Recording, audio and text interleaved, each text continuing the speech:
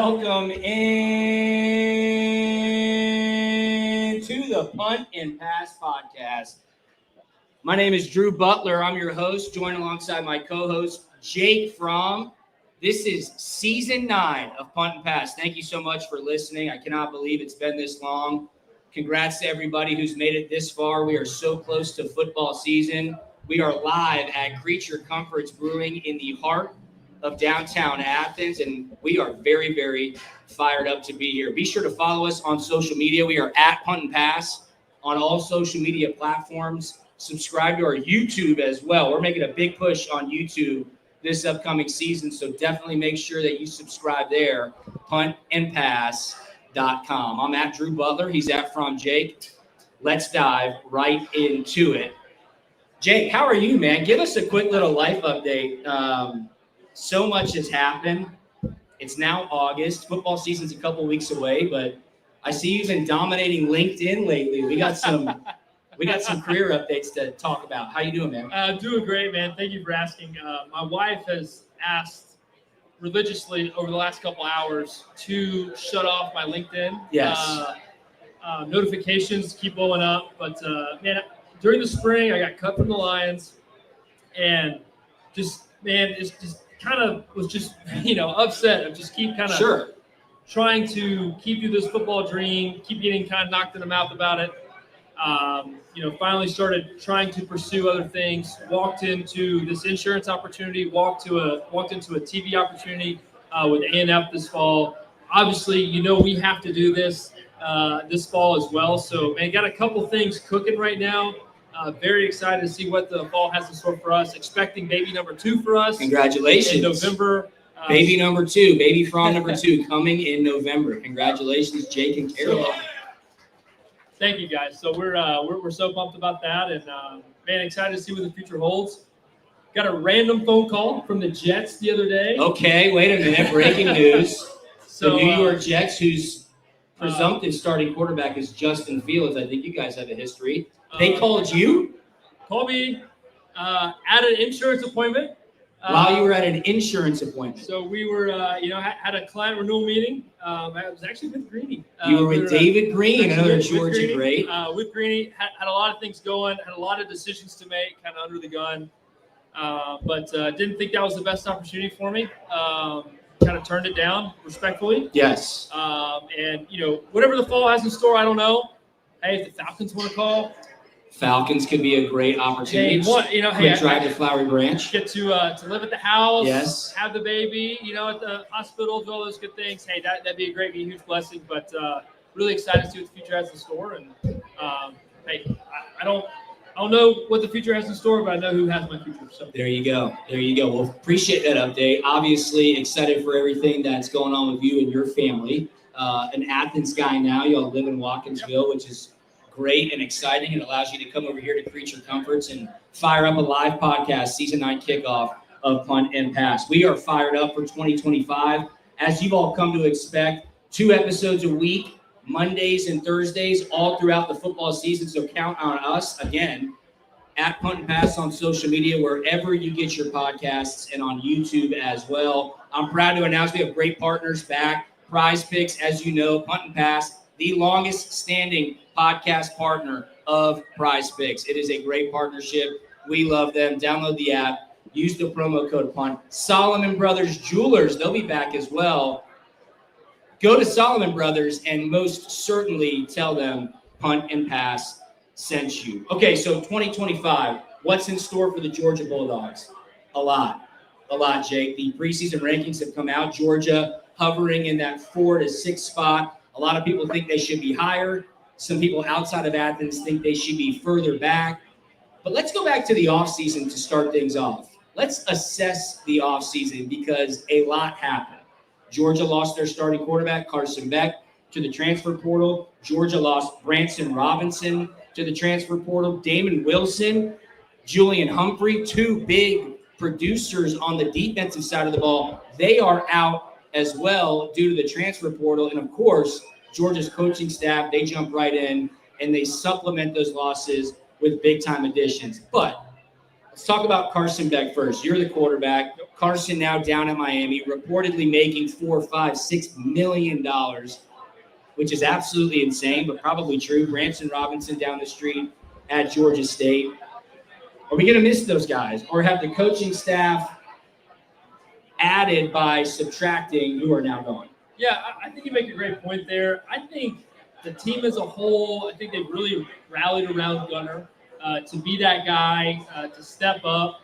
And I think the quick showings that we got of him last year were some really good showings. Sure. I think he did a lot of good things, a lot of promising things. I think Gunner's ceiling is a lot higher than people expect.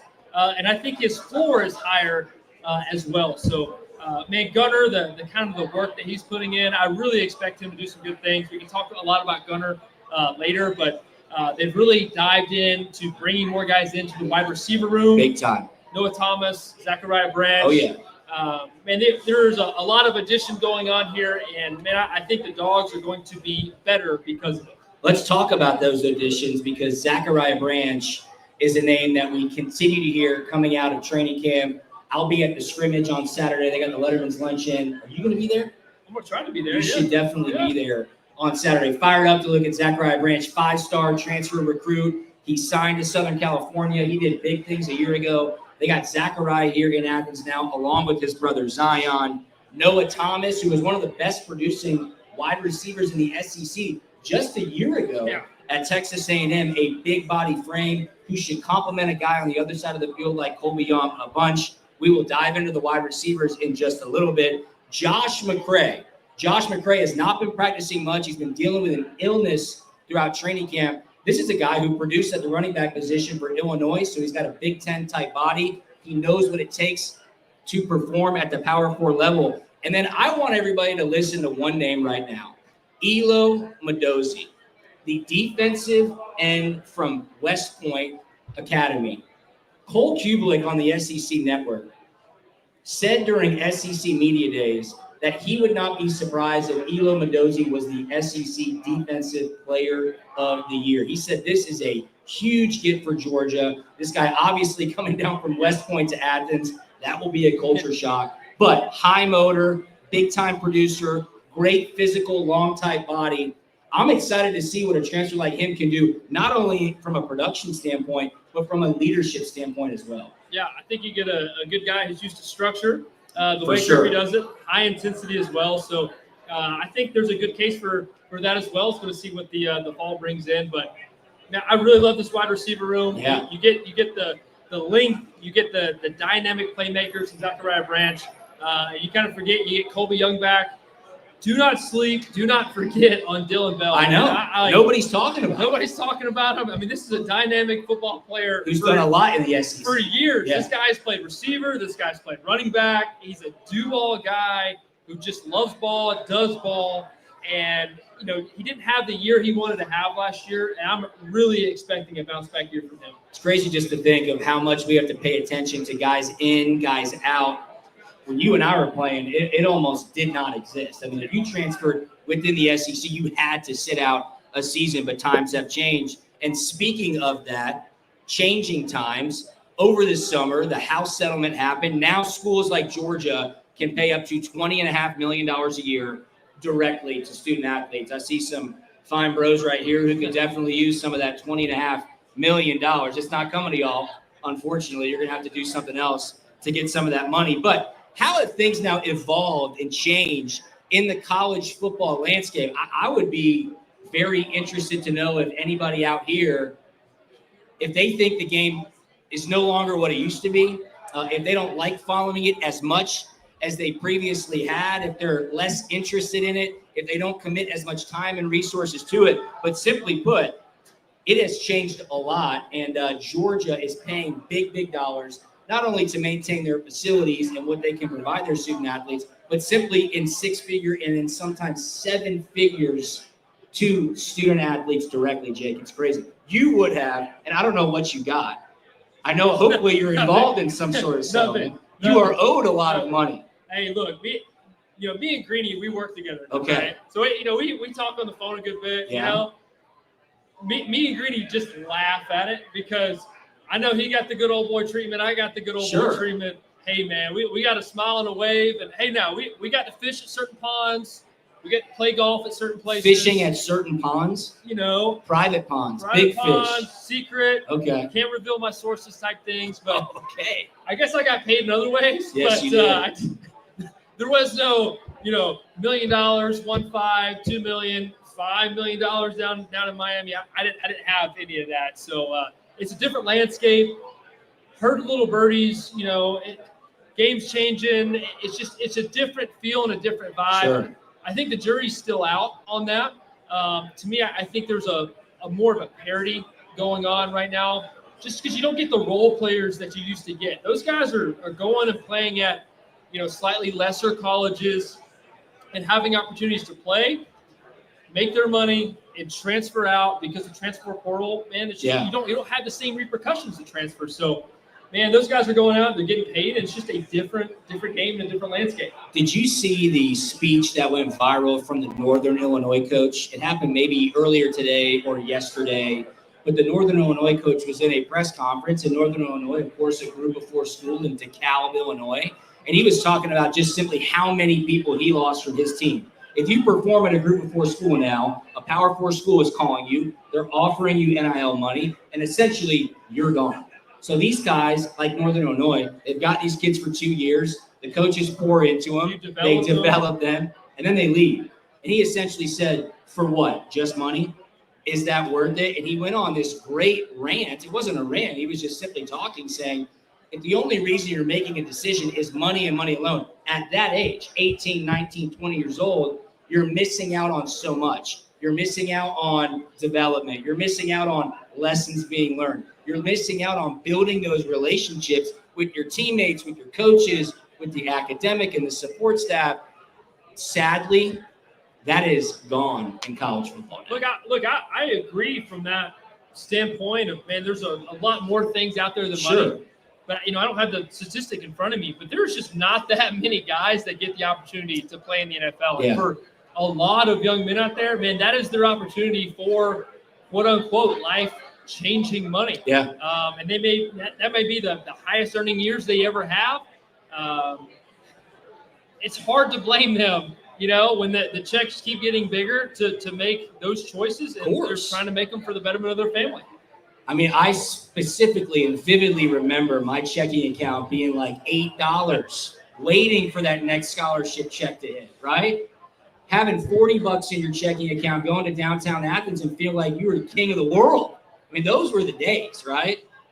No Venmo back then, no online banking back then. I would have to drive down 316 and ask for $100 from my parents to then make it until that next scholarship check happened. But when somebody calls you, Jake, and says, hey, we'll pay you $200,000, $300,000, $400,000 to come play, it's tough to turn that down. There's no question about it. All right, before we dive into this season, let's talk about the coaches. Kirby Smart, King Kirby, the best coach in college football right now. Jake, he seems eerily cool, calm, very collected heading into this season. I was in town 2 weeks ago, the first day of camp. Kirby was on radio with us, and I've never seen him like that. He was so chill. Usually he's really amped up. He's always on point. He just seemed really at ease with his team, Jake, and he kept saying, this team is all about ball.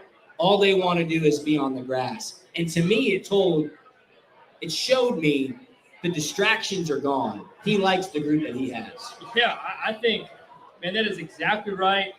And don't take this calmness, this coolness, for a lack of want to or a lack of intensity. Sure. Because, man, that thing gets dialed up.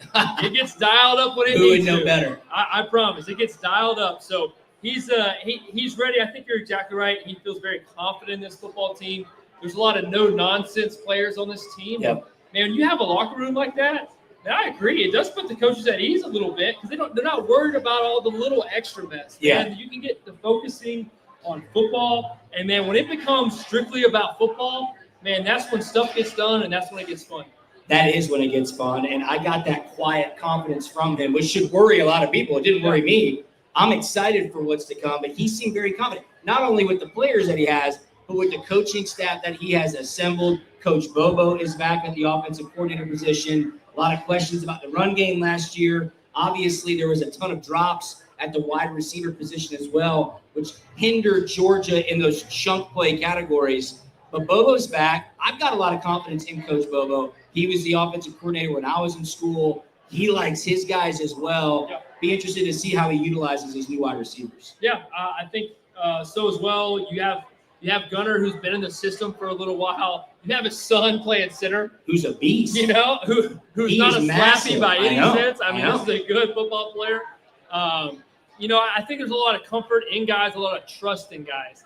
Man, from my experience, when you trust your coaches, when coaches trust you just to do your job, you don't have to ask from a coach's standpoint. You don't have to ask your guys to do unworldly things, but man, if you just trust them to do their job and they do it and they execute, man, you can really make some things happen. Be fine with the 8-yard chunks in the passing game, the 5-6 yard chunks in the run game, and start stacking things, moving and going down the field. I'm just telling you, I don't know. It makes me excited. Yeah, it does make me excited as well. 2 additions on the offensive staff. John Lilly is back as an offensive assistant. He was the tight ends coach and the special teams coach when I was in school. Talk about a cool dude. The coolest. Dude. Did you get to know Coach Lilly? Have you gotten to know him? Through the recruiting process in high school. Yes. Was an NFL coach a little bit around when I was there. That's right. Actually had a fantastic conversation with him. We were out in the Rose Bowl. He was actually with the Rams. There you go. He had recruited and played with a bunch of guys, not played with, but coached a bunch of guys there. And I don't know, it's really cool. We got to walk on the pier with him. Just the coolest dude, man. A very cool dude. I'm so excited he's back on a personal level, but also on a football level, because he can definitely help in the run game at the tight end position and then in special teams as well. And Phil Rauscher is a big addition, also 15-year NFL coach who specialized in the run game and on the offensive line. So Georgia last year, guys, they ranked 14th in the SEC in rushing yards per game. That's hard to believe. 120-something odd yards per game rushing, the worst in the Kirby Smart era by a long shot. So again, Kirby Smart and that coaching staff addressing what went wrong a year ago. Going back to Coach Lilly real quick, and going back to the NIL conversation we had just a minute ago, the relationships are something that's just a lost form in college football. Coach Lilly, his student assistant was Todd Hartley at the time. Todd Hartley now is the best tight ends coach in the country, an absolutely savage recruiter who gets the number 1 tight end to come to the University of Georgia every single year. Todd Hartley, student assistant, he would time our punts. He would make sure the balls had enough air in them in the kicking bag. I mean, I've known Todd since he was an undergrad. Now he has risen the ranks in coaching. The ability for Coach Lilly to come back, mentor Todd, as Todd is now the man, help out Coach Bobo, who he used to work for, talk to these recruits and tell them, I've been to the NFL. I've seen how it goes. I was here when we went 6-7, which nobody even remembers now, thankfully. The ability for me to text a guy like Coach Lilly and say, hey, Coach, I'm in town. Are you free? And he says yes. And I get to sit in his office with him for 45 minutes, talk about what he's been up to, talk about his kids. He asked me about my wife, Jackie, who's right here, and my kids. It's just great. Those relationships cannot happen now if you transfer year after year after year, all in the chase of payments and playing time. No, then I agree. I think back on my coaches. Think very specifically about Coach Hartley. TR, the man. Coach Hartley, Claims Jones County, 478. We talked about earlier the 478 guys.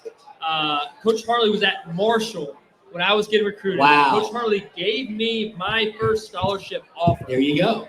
Come full circle. So that means a lot, though. It means a ton. Yeah, of course. Right? Full circle. Tight ends coach, my last year at Georgia. Now he's the dude. The man. And I don't know. I think it's so cool. You talk about Coach Lee there.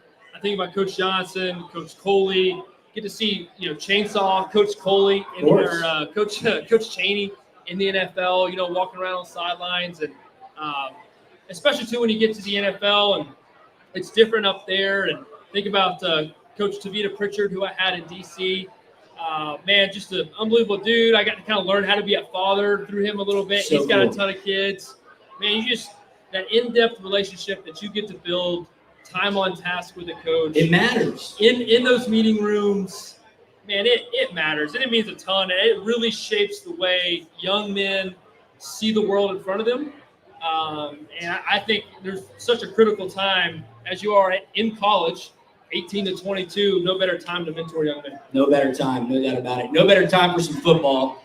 And football season is just 2.5 short weeks away. Is that right, Knox? I see you got your clock on right there. You got to count down. All right, I like that. How about the 2025 schedule for your Georgia Bulldogs? If you are a student in Athens, this home schedule is undoubtedly the best in decades. Alabama's coming to town at the end of September. Ole Miss is coming to town in October. And, of course, Texas will be here November the 15th. The home schedule for the Georgia Bulldogs is absolutely incredible this year. Things kick off 2 Saturdays from now against Marshall in week 1. And how about this? Georgia is on a 31-game home win streak. That is absolutely incredible. It is tied right now for the longest in history with none other than Alabama, who won 31 straight home games from 2015 to 2019. So if you do the math, you would expect Georgia to beat Marshall and Austin Peay. That would take it to 33 straight home wins. The next home game after that, the Alabama Crimson Tide on September the 27th. Going to be an incredible season.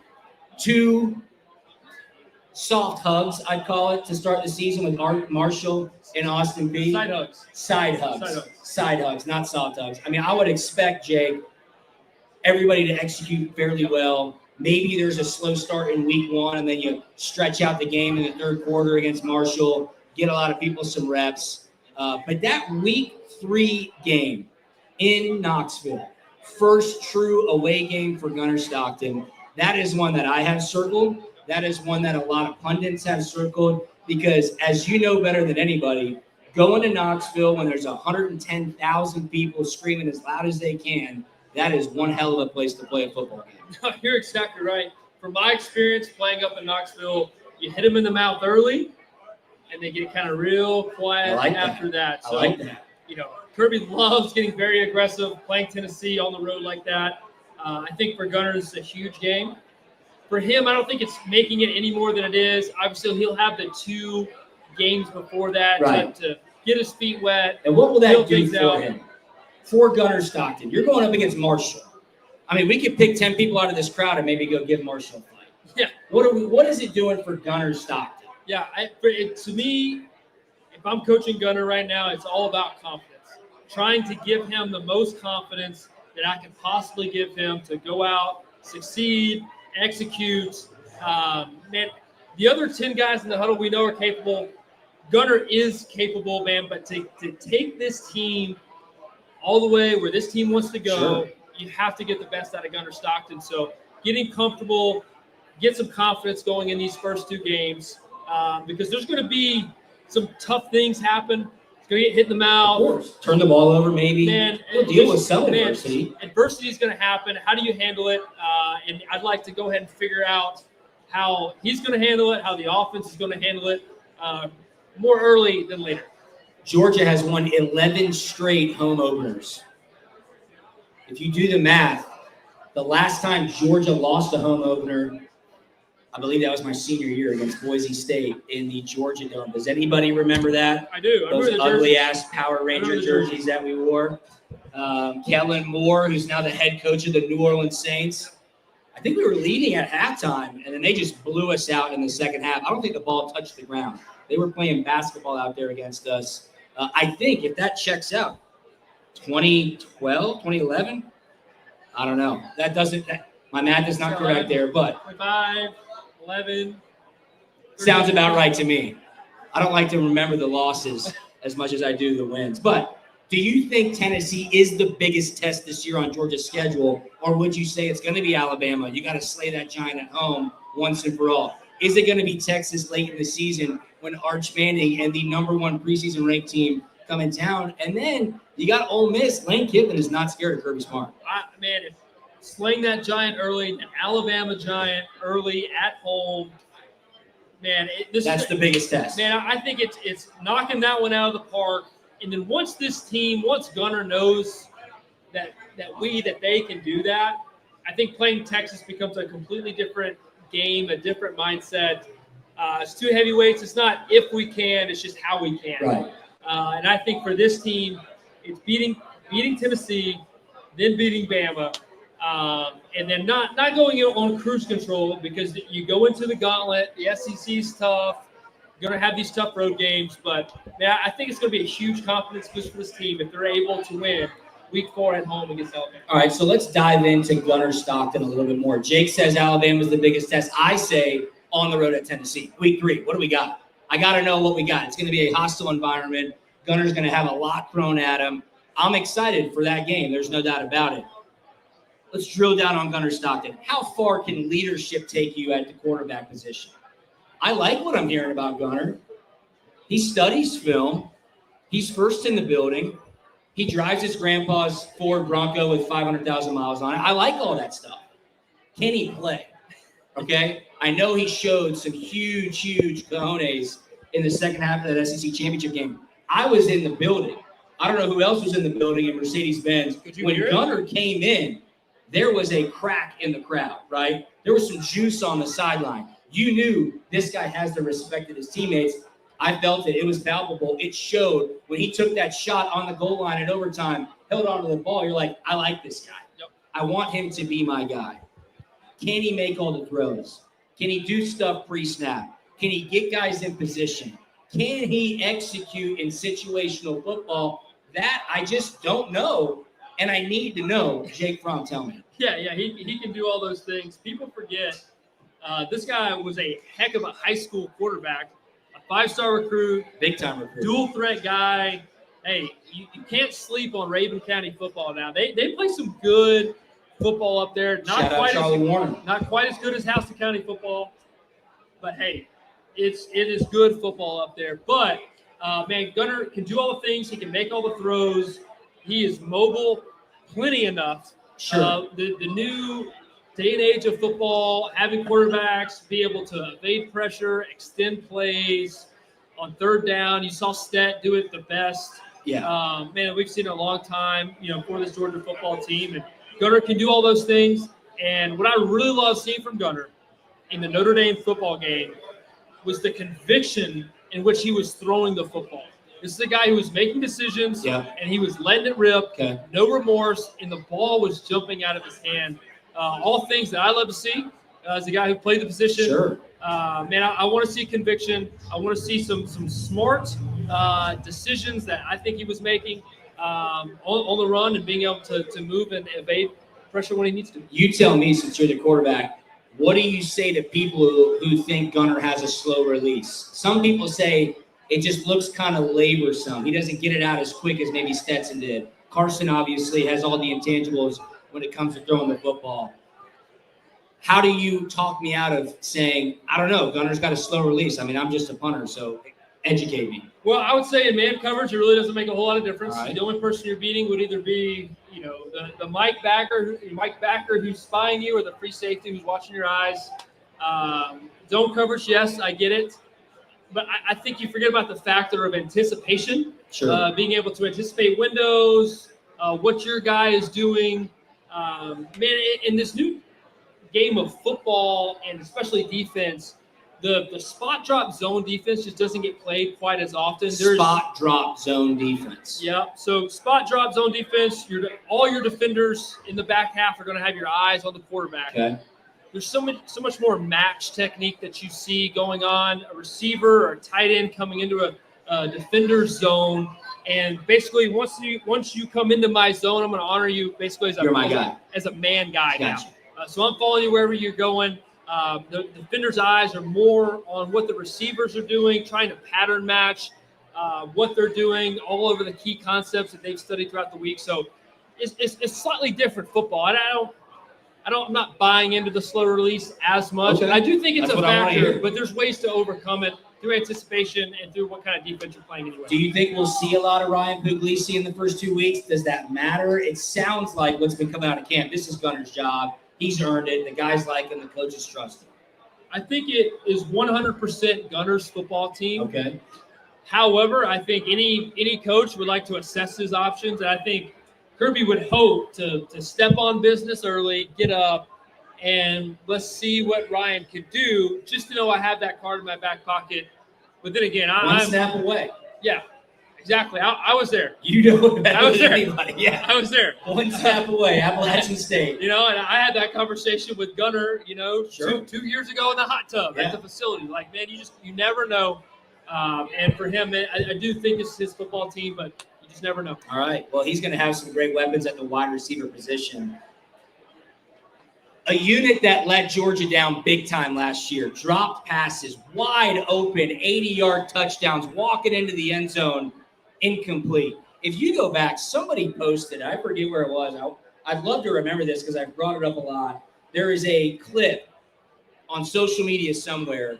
Somebody cut up all of the drop passes from Georgia a year ago, in which I believe they led the nation or they were top 2 in the nation, and it would have accounted for like 800 yards of passing. Like, it really hurt Carson Beck. It really hurt our receiver room. It hurt like 4 or 5 touchdowns. You're talking about a unit where Coach Bobo would have looked a lot better. Carson Beck would have had much better stats. Arian Smith might have been a second or a first-round draft pick. Those drops in those situations, when you see them, you're like, wow, this is glaring. So what does Kirby Smart do? He goes into the transfer portal and says, I need to get the best playmakers possible around my quarterback. Zachariah Branch, a 5-star transfer from Southern California. This guy was a huge target for the Dogs. They get him. He's going to be a big threat on offense and on special teams. Noah Thomas, one of the best producing wide receivers in the SEC a year ago. A big body, 6'5", long arms, red zone threat. He comes in from Texas A&M. Taylon Taylor, a big-time recruit. He's making noise in camp. Dylan Bell, a guy you said we cannot forget about. I love Dylan Bell. He reminds me of Deebo Samuel. Yep. Versatile, out of the backfield, can tote the rock. He's physical as well over the middle. London Humphreys, I mean, he's been at Georgia, what now, 2 years? It made some big-time plays. Spectacular And he plays. gashed Georgia when he was at Vanderbilt. Colby Young is back. You hear Colby Young. Coach Bobo gave Colby Young huge props in his press conference last week. Said Colby is grateful to be here. He has honored his mistakes. He's working his tail off. That's a guy who was killing defenses the first 4 weeks of the season last year before he got suspended. Gunner Stockton is going to have zero issues with what he has at the skill positions. Again, it just goes back to, can he get those guys the football? What would it be like as a quarterback to look at your wide receiver room and be like, there's 8 guys here who could start on our football team? You have it all. You get the dynamic kind of gadget football players, and Zachariah Branch. You get the kind of middle-of-the-road, height-wise receiver in Dylan Bell who can do it all. Man, you just got height there on the outside, man. Noah Thomas, Colby Young. I don't know. It's kind of fun, man. You kind of plug-and-play guys in whatever role that they need to be. You can get all the matchups you want. I think London Humphreys is a guy who's going to get some very favorable matchups. Sure. On that 3rd to medium range, defense is playing man. He's going to get the 3rd, 4th, 5th best corner that they can put out there. So, man, great things, great weapons. I still think the key for this offense as a whole, though, is getting the running game going. Big time.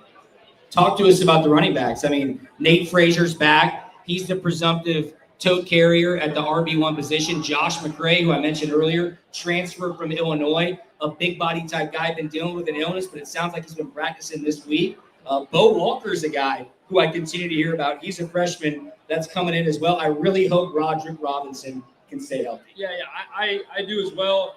I'm curious to see if this is just, Nate Frazier, kind of, hey, he's our running back, this is what we're going to do, or if this is going to be a running back kind of by committee that Georgia has just done in the past and just seems to keep doing. Who are your running backs again? I forget.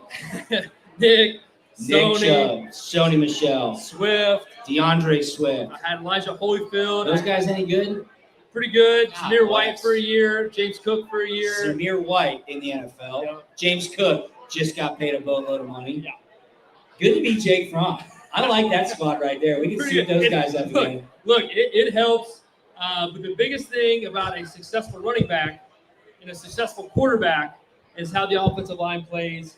Man, I just want to see an intent to run the football. I want to see an attitude play running the football. Get back to some gritty, just grimy yards in the run game and say, hey, this is what we're going to do. We're going to run the football down your throat, and there's nothing you can do to stop it. You know, everything starts with the run game. If you saw Coach Gruden, he was here. John Gruden was at Georgia's practice a week ago, and he posted a video on social media. He's talking to the team, talking about the NFL teams he had just went and seen. And he mentioned specifically the Detroit Lions, who you were formerly with. And he was like, man, I love Dan Campbell. I love the Detroit Lions. They will run the ball down your face and then give you some nasty play action. I was like, that's it. That's football. Yes. Run to pass. Pass to run. That is the name of the game. If you can dictate what you want to do as an offensive play caller based on the production you're getting on the field, Jake, that opens up the gambit. Yeah, but you have to have buy-in from an offensive coordinator standpoint, Sure. buy-in from a position coach standpoint, buy-in from your O-line, your receivers. Cannot forget about the receivers buying into the run game.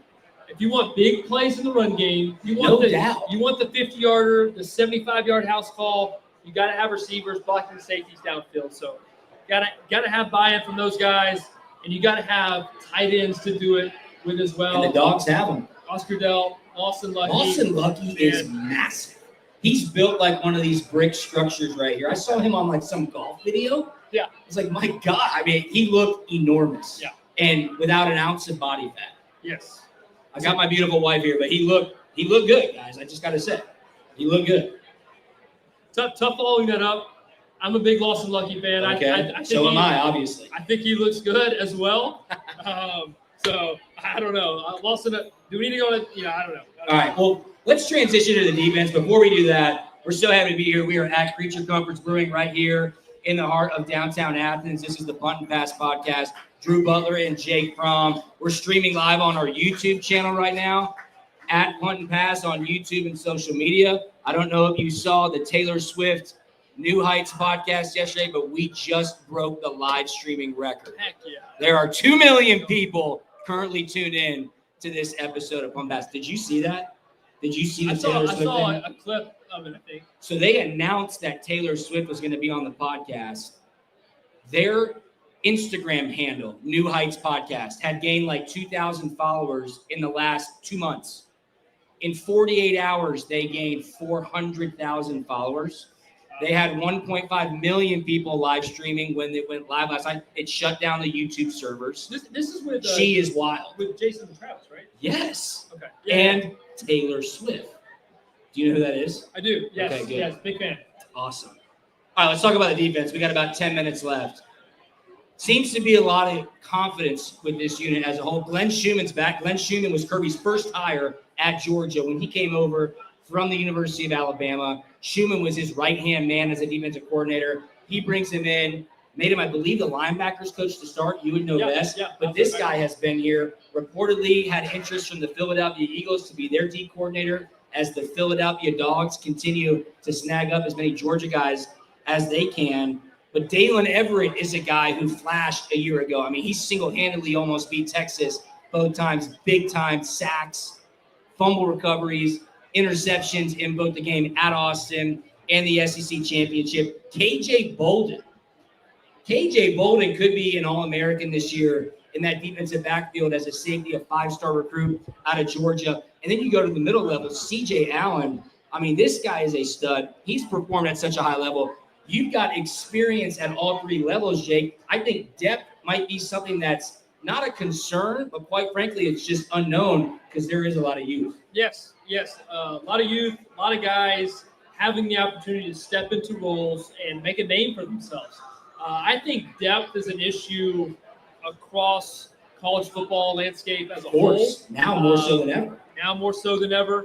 I'm going to show some big boys love here. Man, I'm all about the trenches today. You got to win the lines of scrimmage. Absolutely. I think Christian Miller's a guy who has an opportunity to just really just take over that unit, be that wrecking ball at the line of scrimmage, and just ruin what the opposing offense is trying to do before it ever gets started. Just wreak havoc. Yep. Mess it all up. That's exactly what you need. And that chaos up front only helps the back end. I'm hearing a lot about this Jonel Aguero guy.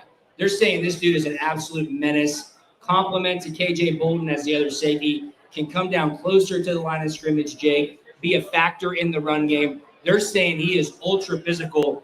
I love to hear that. And then Ellis Robinson. I believe Ellis Robinson, the second highest rated recruit Georgia has ever signed. I don't know if he played last year. If he did, it was some minimal time. But Ellis Robinson making some noise during camp. He's trying to take over that other cornerback position opposite of Dalen Everett. So it'll be interesting to see. I will report what I know when I go to the scrimmage on Saturday. Interesting thought here while you're sitting there talking, about young guys who were high recruits that didn't really get to play much last year. I'm just thinking how the NFL works, kind of like a first-round draft thing. Eventually, those guys have to play. You have to. Those guys are getting paid a lot of money. It's the same now in college. It is the same. So I think there's going to be some opportunities for these young guys, who are high recruits to get out onto the field early and play and to basically earn their paycheck. I know. I'm really excited to see what Ellis Robinson can do. Again, watch out for Jonel Aguero. I believe, as Jake just told you, defensive line should be no issue. They have a ton of talent, a ton of bulk there as well. So the Dogs defense should be extremely solid, and they'll get plenty of reps to get things right in weeks 1 and 2. And then you got to go prove it in week 3 at Knoxville. Georgia only has 3 true road games this season. How crazy is that? Crazy. 3 true road games. Week 3 in Knoxville. You got to go to Auburn, which is just a bus drive away. And then you got to go to the best SEC town of all of them, Starkville, Mississippi. Stark Vegas is an absolute dump. I've been there. I do not recommend going back. We stayed in a motel. Okay? I am not joking you. We played Mississippi State in 2010. A guy by the name of Josh Brooks was our director of football operations. Josh Brooks, does that ring a bell? He's currently our athletic director. We get to Tupelo, Mississippi. We get off the bus. We are literally at a Motel 6. Door open to your hotel room, you're outside. That does not happen when you travel with an SEC football team. That's usually the line, right? We get to team dinner. The food is horrendous. The juice was spoiled. Josh Brooks was freaking out. He thought he was going to lose his job. Everybody was pointing fingers at him. What the hell are we doing? We also ended up losing that football game to Mississippi State. This is 2010. Georgia went 6-7 that year. These are the hard times.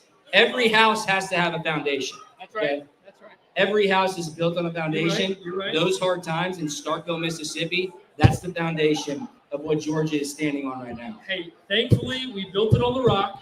Yes. And we are in the better days.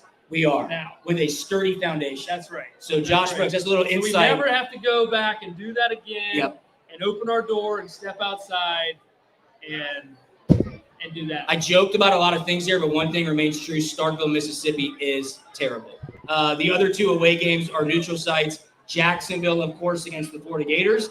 This is the last year in Jacksonville for the next 2 seasons, which will be very interesting. It's going to rotate. One of those years will be in Atlanta. And then the last game of the season against Tech is at Mercedes-Benz Stadium. Before we get out of here, we got to touch on special teams, obviously. The most important phase in all of football. Georgia is fantastic at special teams this year. I asked Kirby about it a couple of weeks ago. He's fired up. Peyton Woodring, first-team All-SEC preseason. Brett Thorson, first-team All-American and All-SEC preseason. Bo Gardner, the long snapper, first-team All-SEC preseason. And then Zachariah Branch, your return man, he was also first-team All-SEC preseason. As a quarterback, speaking for an offensive coordinator, how does that, just the confidence in your units, 3rd and long, midfield, 3rd and short, down close, from a play calling perspective, how does having that much confidence in your kicking units help you approach a game plan? Huge. I mean, I think from a field goal unit standpoint, you can say, hey, as a quarterback, I don't have to get the whole thing right here. Having that little birdie in your ear of, hey, it's 3rd and 12. We're in that fringe territory. Yep. Hey, if I check the ball down right here because I have nothing, man, we're in a good spot. My guy can make this kick, and we are gravy. I actually got to spend a little time with Peyton the other day. Cool. Great dude. I've never met him. Good guy. Yeah, man, great dude. So, man, I just excited for the year ahead of him this year. Ready to see Brett back out there a little bit. My mate, Brett Thorson, the guy's like 28, living in Athens, from Australia, used to be a dairy farmer. You will not find a happier man. Agreed. Good for him. Every time I see him, smile on his face, mate, the whole thing. And, man, it's real, it's genuine, it's authentic. So think about this. Georgia's punter was working as a dairy farmer in Australia. He gets an opportunity to come to Athens to be the punter. He ends up being phenomenal. Now he's getting paid. I think he's already graduated. He's living off millage. Could life get any better? Life doesn't get any better for him. He's that guy, He's that guy He right is now. that guy. You just, punters just, man, they're just Best cool athletes dudes, on the man. team. They're just cool dudes. Handsome. They get special athletic. privileges. Yes, They great get to- golfers. They get to goof off at practice. That They is get, true. don't have to do a whole lot. Of course. And everybody usually loves them. So, and it just fits right in. Amen. Let's cut that one up, Jared. Let's cut that one up. That'd be great for the intro. All right, we're about to get out of here. Quick thoughts, wider SEC preview. A lot of uncertainty at the quarterback position around the league. Ty Simpson was just named as Alabama's starting quarterback. He's never started. Arch Manning, of course, is Texas's quarterback. He doesn't have that much experience. Austin Simmons at Ole Miss, he's never started. Gunner Stockton at Georgia, he's never started. Tennessee, Joey Aguilar, he's never started. You're talking about the blue chip teams in the SEC. Tons of uncertainty at quarterback. I think that's why there's a team in the Bayou that's getting a lot of love, because Garrett Nussmeier is a proven SEC quarterback. And, of course, they open up with a huge test against Clemson in week 1. I think you're exactly right. Big Garrett Nussmeier fan. Okay. Love his dad, recruited me through the whole 9. Got to build a better relationship with him throughout my time in the NFL. Man, he's a gunslinger. Yeah, he can sling it. He's got no remorse for where that ball's going, but buddy, he's gonna sling it. He had that scare during camp, got a little tendonitis, seems to be fine. But I think you're exactly right about the volatility at the quarterback position. I'm curious on which quarterback you think has the quickest leash. Like who, success. Shortest leash? The shortest leash. Who, success isn't happening. Who gets pulled the quickest? I don't know who's behind Austin Simmons at Ole Miss, but I would think Lane Kiffin has no problem pulling this quarterback. I know who's not. That would be Arch. I think they're going to give Arch every opportunity to figure that thing out. Yeah, that's like pulling Tom Brady off the field before he even started. Arch is driving that ship. Whether it's inland or buddy out to sea, Arch is driving that ship. A guy who I didn't even mention is DJ Lagway at Florida. I think if Lagway flashes and has the season that Florida fans want him to, watch out for the Florida Gators. That's like my dark horse team in the SEC. Kind of hurts me to say that. It seems like they've all bought into Billy Napier. He kind of got himself off the hot seat a year ago. Lagway, Josh Pate, from now on 3 Sports, had him as his top quarterback in all of college football coming back. My only rebuttal to that is no spring ball reps. Yeah. You know better than anybody. Minimal reps during the summer. Injury prone. Man, there's amount of reps that I think you have to take, that you need, especially with your guys. There's a comfort level. I'm not saying success won't come. I just don't think it may be as fast as everybody expects it. All right, so who's playing in the SEC championship game? It's the second weekend of December. It's not 200 million degrees outside as it is right now. We're all in Atlanta. We're fired up. Who is in the SEC championship game? I think you get a rematch of Georgia, Wow. Texas. Okay, less than a month later. Georgia, Texas in Athens, November 15th. I think you get a quick rematch, and you're going to have the opportunity, to change whatever the outcome of that game. And I think it's going to be a good one. I think Georgia makes it back as well. I like LSU. I think Georgia and LSU will be in Atlanta the second weekend of December, and restaurants and bars within the city will celebrate because they will be drunk dry, right? Everybody will come in town, as well as those Bayou Bengals from LSU. Jake, how you feeling, man? Season 9 of Punt Pass is off and running.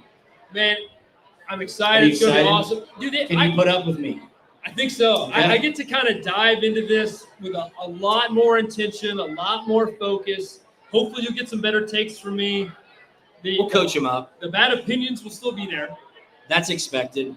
But a little bit more homework, You'll get a cooler backdrop out of me at least. I like that. Not, I like that. No more kitchen backdrop? Not the random hotel Okay. or the random apartment. You're locked in. Or the house that I was renting at the time. Sure. You're gonna get a cool backdrop. Right. Put an investment in. What are we gonna do? The due date's in early November. I mean, look, I've had kids before. Do I need to start planning on a co-host in November? Or are you gonna tell Caroline, deal with it? I got a podcast to record. Hey, we're locked in. Okay.